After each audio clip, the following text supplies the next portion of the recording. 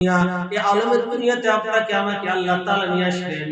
আল্লাহ রাব্বুল আলামিন দুনিয়াতে পাঠাইলেন। এর পূর্বেই বলছিলাম একটা উদ্দেশ্য হলো তার গোলামি করার জন্য। আলমের দুনিয়াতে কিছুদিন থাকবো, তারপরে মহান রব্বুল আলামিন দুনিয়ার হায়াত শেষ করার পর আপনাকে আমাকে নিয়ে যাবেন আলমে বরজাখ কবরের জগতে। এই কবরের জগতে কে যাবে না বলেন? কে যাবে না? সবাইকে যেতে হবে, ঠিক কিনা বলেন? কবরের বাড়িতে আমি যখন যাব, আজকে বলেন তো আপনাদের কাছে আমার প্রশ্ন, প্রত্যেকটা মানুষ আমি হুজুর সহ বলি বিসমিল্লাহ ওয়া আলা মিল্লাতি রাসূলিল্লাহ।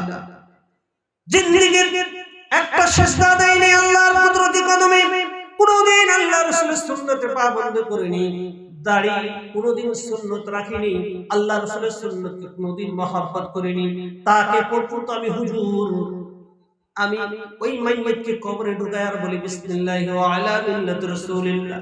আমি বলি আর রাসূলের দলে সুপর্দ করলাম। বলুন তো এই মৃত্যুর পর তার সামনে আমি মিথ্যা কথা বললাম না সত্য কথা বললাম?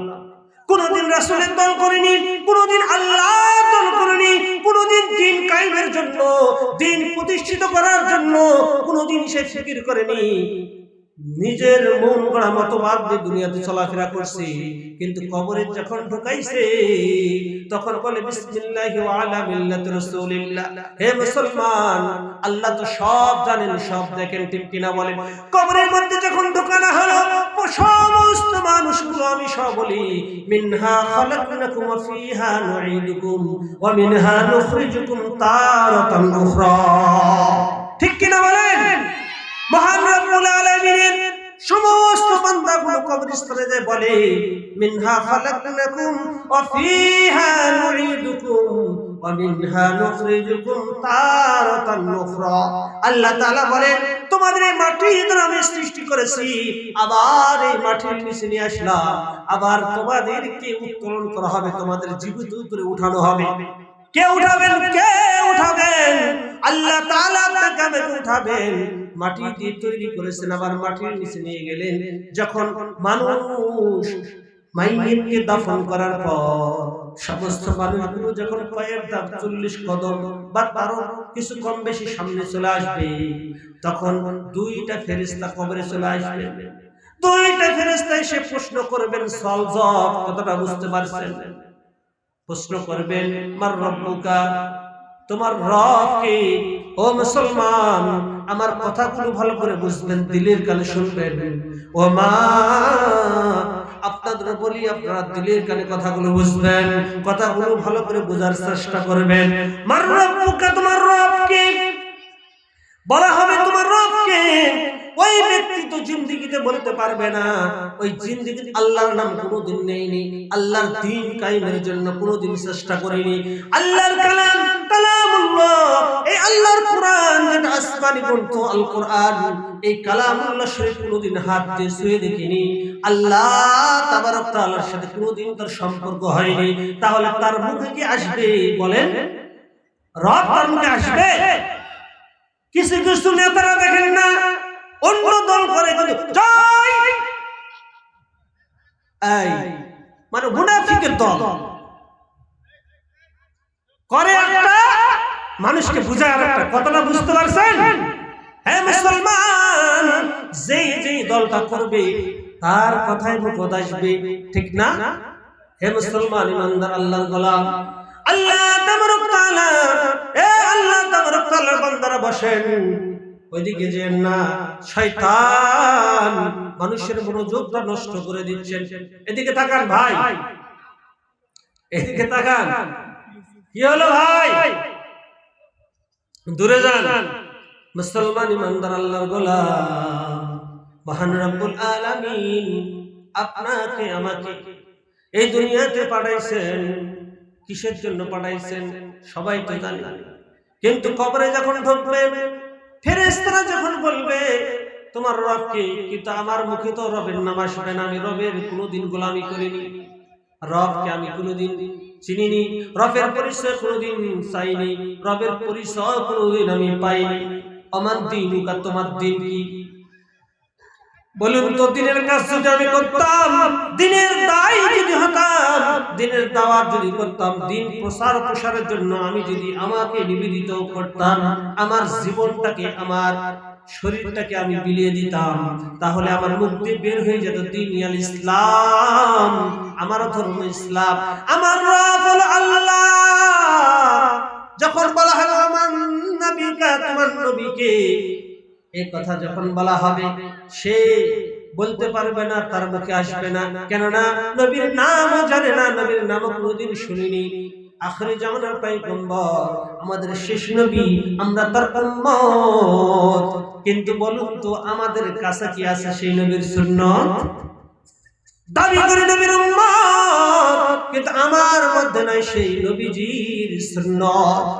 তখন ফেরেশতারা বলবেন মাহাযা রাজুলুল্লাযী বুইসা ফীকুম, ডাইরেক্ট নবীকে কবরের মধ্যে দেখানো হবে। আল্লাহর বান্দা, এই লোকের প্রতি তোমার কি ধারণা? এই লোকটাকে তুমি কি চেনো? এই লোকের বিষয়ে তুমি কি কিছু জানো? বলো। সে বলবে না, আমি চিনি না। নাউজুবিল্লাহ বলেন। ডাইরেক্ট দেখানোর পর সে বলতে পারবে না। কেন বলতে পারবে না জানো? কিছু কিছু মানুষ আছে, ইমাম সাহেব শুক্রবারে নামাজ পড়ায়, তাকেও চেনে না। আমার এক মুসল্লি বলে, আপনি কোথায় আসছেন? আমি নামাজ পড়াই 6 বছর ধরে মসজিদে, আমাকে চেনে না। চিন্তা করেন কত নম্বর বেয়াদব। 6 বছর ধরে যে মসজিদে আমি নামাজ পড়াই, জুমা শুরু পড়াই, তারপর আমাকে চেনে না। তার মানে জুমার গেছে, নামাজ পড়ছে। কথা বলেন না কেন? তদরূপই মুসলমান নবীর উম্মত দাবি করে, কিন্তু নবীকে চিনতে পারবে না, কেননা নবীর কোনো কাজ, নবীর কোনো সুন্নাত সে আঁকড়ে ধরেনি। সেই নবী করিম সাল্লাল্লাহু আলাইহি সাল্লাম বলেন, তুমি যতই মুমিন দাবি করো না কেন, আল্লাহ রাসূল বলেন লা ইউমিনু আহাদুকুম হাত্তা কুনা হাব্বা ইলাইহি মিন ওয়ালিদিহি ওয়া ওয়ালাদিহি ওয়ান নাস আজমাইন। যতক্ষণ পর্যন্ত তুমি চুপ করে বসে থাকতে হবে, যতক্ষণ পর্যন্ত তুমি তোমার নিজের জীবনের চেয়ে, তোমার প্রাণের প্রিয় স্ত্রীর চেয়ে, তোমার কলিজার টুকরা সন্তানের চেয়ে, তাও নয় তোমার নিজের কলিজার চেয়ে আমি নবীকে মহব্বত বেশি না করতে পারবা, ততক্ষণ পর্যন্ত তুমি পূর্ণ মুমিন হতে পারবা না। কত বড় কথা, ঠিক কিনা বলেন? হে মুসলমান, যখন মানুষ কবরের মধ্যে যাওয়ার পর এই প্রশ্ন, 3টা প্রশ্ন করা হবে, মান রব্বুকা ওয়া মান দীনুকা ওয়া মান নাবিয়্যুকা। 3টা প্রশ্নের যখন উত্তর দিয়ে দিবেন, আসমান থেকে ঘোষণা করে আমার রব আল্লাহ তাআলা বলবেন সাদাকাতা আবদি, আমার বান্দা সত্য বলেছে। আল্লাহু আকবার বলেন। আমার বান্দা সত্য বলেছে। রব ডাক দিয়ে বলে আমার বান্দা সত্য কথা বলেছে, আমার বান্দী সত্য বলেছে। ফাফিশুহু মিনাল জান্নাহ ওয়ালবিসুহু মিনাল জান্নাহ ওয়াফতাহু লাহু বাবান ইলাল জান্নাহ। আল্লাহ তাআলা বলবেন আমার বান্দাকে কবর পর্যন্ত, কবর থেকে জান্নাত পর্যন্ত জান্নাতের ফরাজ বিছায়া দাও, গালিচা বিছায়া দাও, জান্নাতের রাস্তা বানায়া দাও। আমার বান্দার জন্য জান্নাতের দরজা খুলে দাও। সুবহানাল্লাহ। আমার বান্দার জন্য জান্নাতের দরজা খুলে দাও। জান্নাত কাকে বলে জানো? জান্নাত হলো ওর পরম সুখের জায়গা, শান্তির জায়গা, ঠিক কিনা বলে? একটু যদি গরম লাগে বন্ধু, ঠান্ডা পানির তলাশে দৌড়ে ফ্রিজ থেকে একটু পানি দাও। বড় লোক যারা টাকাওয়ালা আছে, মোটা শরীরের অধিকারী, তারা বলে তাড়াতাড়ি এসিটা একটু ছাড়ে দাও, আমার গরম লাগছে, ঠিক কিনা বলে? কিন্তু জান্নাতে তো আরামের জায়গা, ঠান্ডা নয়, শীত নয়, এত সুন্দর জায়গা। জান্নাতের মধ্যে সুখ আর সুখ। জান্নাত চির সুখের ঘর, জান্নাত চির সুখের ঘর, যদি জানতে ওগো তুমি মায়া ঘেরা রঙিন পৃথিবী নয়তো সুখের খনি। এই মায়া ঘেরা রঙিন পৃথিবী সুখের খনি। এই দুনিয়াটা হলো গন্ধর জায়গা। এই দুনিয়াটা নাফাকি দিয়ে ভরপুর। জান্নাত চির সুখের ঘর, বলেন জান্নাত চির সুখের ঘর, যদি জানতে ওগো তুমি, মায়া ঘেরা রঙিন পৃথিবী নয়তো সুখের খনি, মায়া ঘেরা রঙিন পৃথিবী নয়তো সুখের খনি। জান্নাত পাওয়ার সহজ পথ, জান্নাত পাওয়ার সহজ পথ, সে তো শহীদি মরণ, মায়া ঘেরা রঙিন পৃথিবী নয়তো সুখের খনি। বলে মায়া ঘেরা রঙিন পৃথিবী নয়তো সুখের খনি। জান্নাত পাওয়ার সহজ পথ, শহীদি মরণ। হে মুসলমান ইমানদার, আল্লাহর গোলাম জান্নাত কে পাইতে চায় না? সবাই তো জান্নাতে যেতে চায়, ঠিক কিনা বলেন? জান্নাত তো সুখের জায়গা। মহান রব্বুল আলামিন আল্লাহ তাবারক তাআলা বলেন, হে দুনিয়ার বান্দা, দুনিয়ার বান্দি, তোমাদেরকে জান্নাত দিব আমি আল্লাহ তাআলা। তোমাদের জন্য জান্নাতকে সৃষ্টি তৈরি করে রেখেছি, কিন্তু জান্নাতকে তোমাদের কিনে নিতে হবে জান এবং মালের বিনিময়। কিসের বিনিময়? জান এবং মালের বিনিময় জান্নাত ক্রয় করতে হবে। মুসলমান ইমানদার আল্লাহর গোলাম, গভীর মনোযোগ, কথাটা ভালো করে বুঝবেন। আমার বাবার অঢাল সম্পত্তি আছে, কিন্তু বাবার সম্পত্তিটা নিতে হলে বাবার মতো হতে হবে, ঠিক কিনা বলে? বাবার অনুগত হতে হবে, বাবার কথা মতো আমাকে চলতে হবে, বাবার কাছে আমাকে ভালো হতে হবে। বাবার কাছে যদি আমি খারাপ হয়ে যাই, বাবা আমাকে সম্পত্তি কি দিবে? বরং বলবে, কুলাঙ্গার, তুই আমার বাড়িতে দূর হয়ে যা। কি হয়ে যা? দূর হয়ে যা। তাহলে জান্নাত কি মামুর বাড়ির সম্পদ? চাইলেই পাওয়া যায়? বাবার সম্পদ যেরকম পাওয়া যায় না। কিন্তু কথা বুঝবেন, বাবা যদি আমাকে কুলাঙ্গার মনে করে বাড়ি থেকে বের করে দেয়, আমি বের হয়ে গেছি, যে আবার খালার বাড়িতে উঠছি, কিন্তু আমার বাবা ফোন করে বলে, এই বেয়াদব, তুমি কার বাড়িতে গেছো জানো? ওইটা তো আমার ভাইয়ের বাড়ি, আমার শালীর বাড়ি, তুই ওখান থেকে বের হয়ে যা। সেখান থেকে আবার চাষির বাড়িতে গেছে, বাবা আবার ফোন দিয়ে বলে, হে বেয়াদব, তুমি কার বাড়িতে গেছো? তুমি কি জানো সেটা আমার ভাইয়ের বাড়ি, তুই সেখান থেকে বের হয়ে চলে যা। এভাবে চলে গেছে বাবার পুরাতন বন্ধুর কাছে।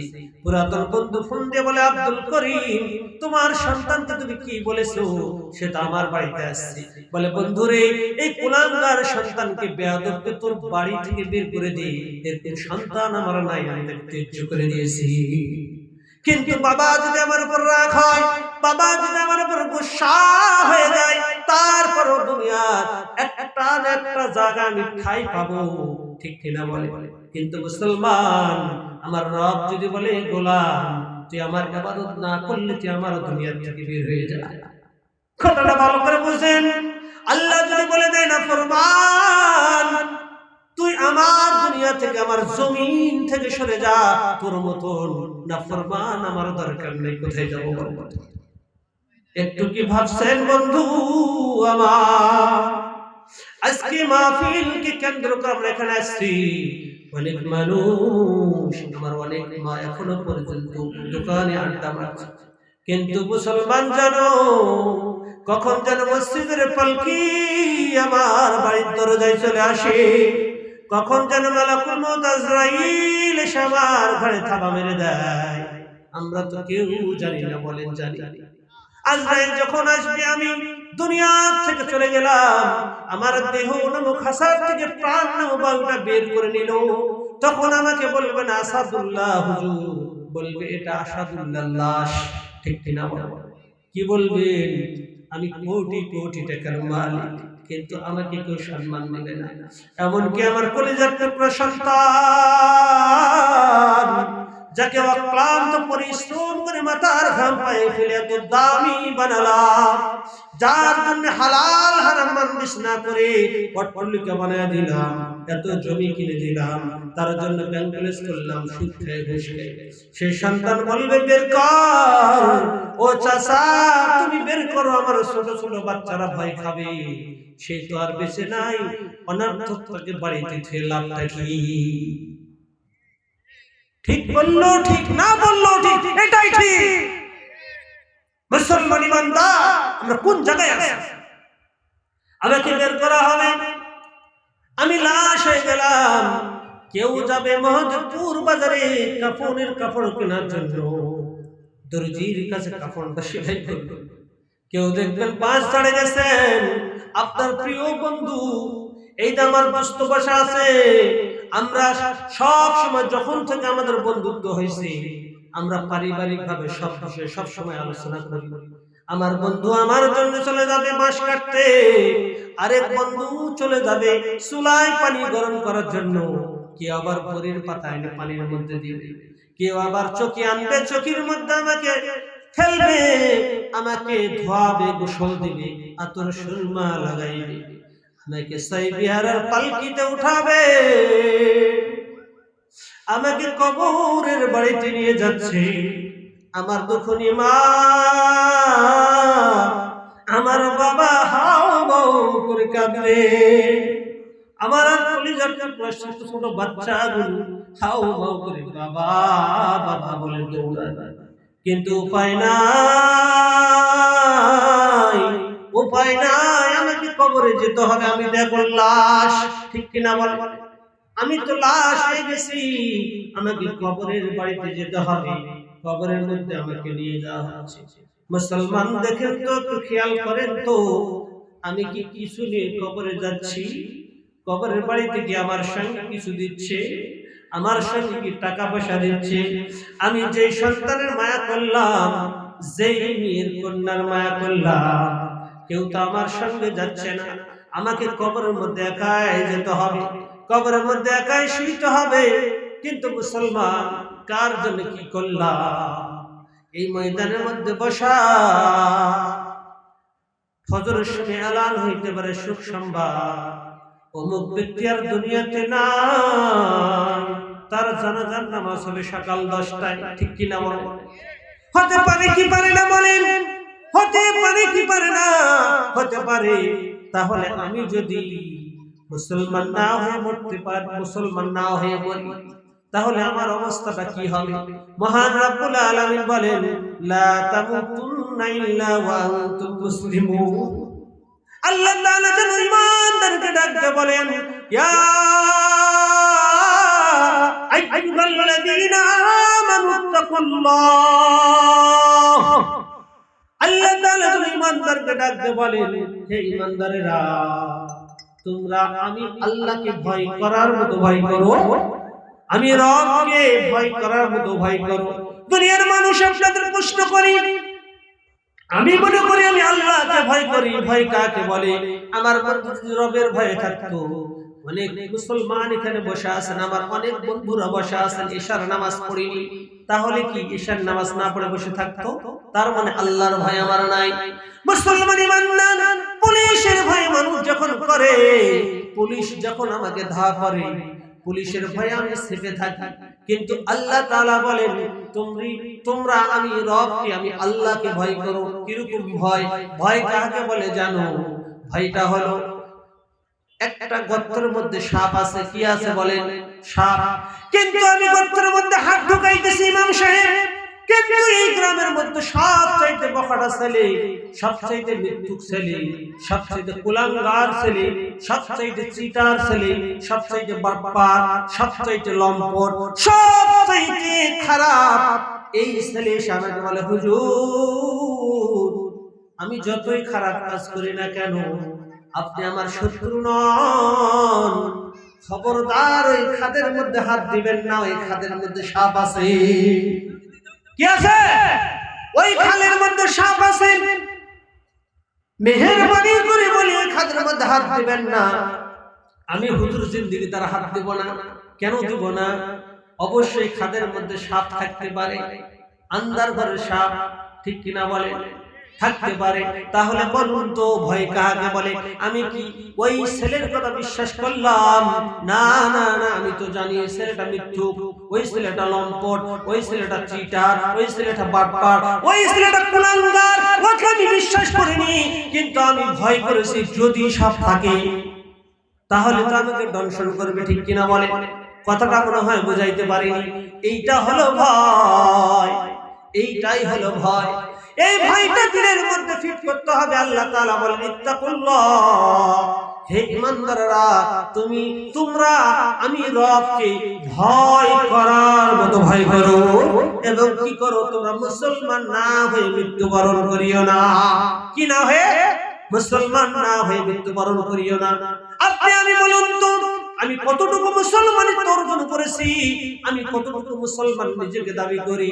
ও মা, আপনার পায়ে হাত দিয়ে বলি, ও আমার বোনেরা, ও আমার বন্ধু, ও আমার চাচা জানেরা, একটু গভীর মনোযোগ। আমাদের দিলের মধ্যে ঢুকছে দুনিয়ার রোগ।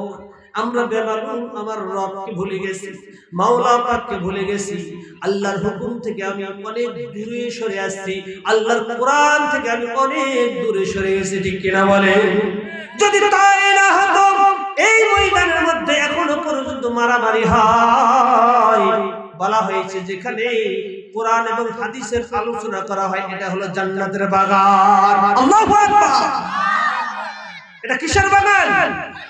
জান্নাত তো সুখের জায়গা, কিন্তু সুখের জায়গার মধ্যে তো মন গোসা হওয়ার কথা নয়, মনের মধ্যে রাগ হওয়ার কথা নয়, ঠিক কিনা বলে? তার মানেটা হলো কি? আমি জান্নাতে যাওয়ার মতো যোগ্যতা অর্জন করতে পারিনি, আমার দিমাগের মধ্যে, আমার মনের মধ্যে অন্য জিনিস খেলতেছে। কোরআনী মজমার মধ্যে আমি বসা, তারপর আমার মনটা কষা, ভালো লাগে না, ভালো লাগে না কোরআনী কথা। কেন লাগবে ভালো? আমার কলবটা হয়ে গেছে গুনাহ করতে করতে কালো, আমার মেশিনটা হয়ে গেছে নষ্ট। এই জন্য কোরআনী মজমায় বসতে আমার হয় কষ্ট, ইঞ্জিন নষ্ট হয়ে গেছে। হে মুসলমান ইমানদার, কতদিন চলবে এভাবে? কতদিন আর থাকবে এভাবে? কতদিন আমি বাহাদুরি করব? কতদিন আমি অহংকার দেমাগ ফকর করে আমি চলবো? আমার রব আল্লাহ তাআলা ডাক দিয়ে বলেন, হে দুনিয়ার বান্দা, তোমরা আমি রবকে ভয় করো আর মুসলমান হয়ে মৃত্যুবরণ করো। কাকে ডাক দিয়েছেন বলেন? মুসলমানকে ডাক দিয়ে বলেন, ইয়া আইয়ুহাল্লাযীনা আমানু, হে মুমিনেরা,